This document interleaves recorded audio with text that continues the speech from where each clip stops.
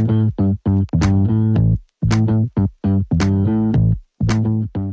hello again. Cheryl here, the No Sugar Coach. Welcome to my second week into the Carnivore Experiment. Today, my update is as follows. I happen to have gained 1 pound this morning, and I don't know why, so I'll just blame it on the weather.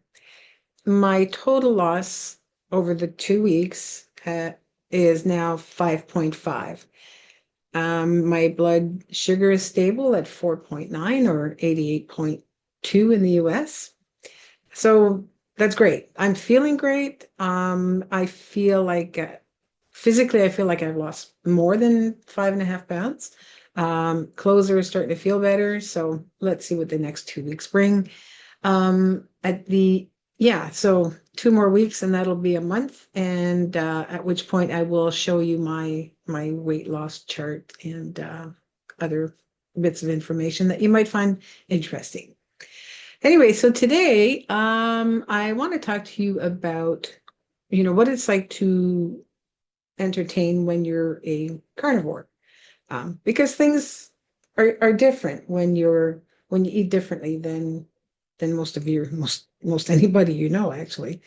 So I thought it would be interesting to share with you what I plan to do. I mean, I haven't been entertaining a whole lot these days, but tomorrow night I do have some guests coming over for just a small intimate dinner party.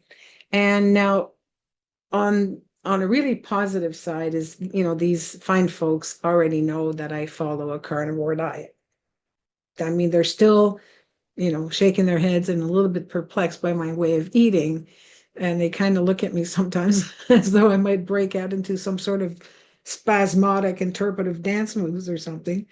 But anyway, I just want to bring it up because when you're a carnivore, life still goes on and you're going to do things like go out to dinner or have friends over for dinner.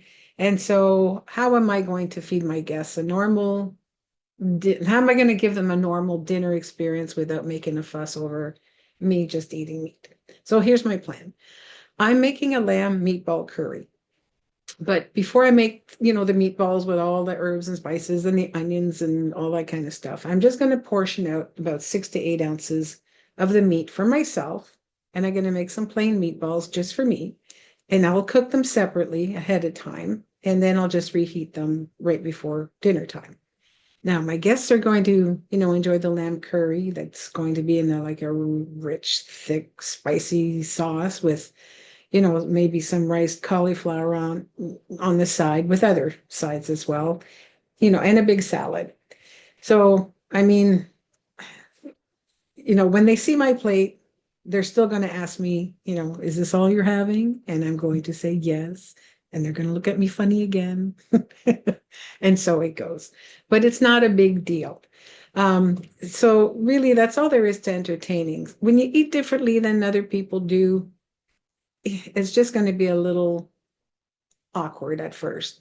Just don't make a big deal out of it. Just plan ahead, make sure that you have enough to eat, and keep it simple. Like, don't be making a meal like a lasagna, because now you're going to have to serve them a lasagna and then serve yourself something completely different.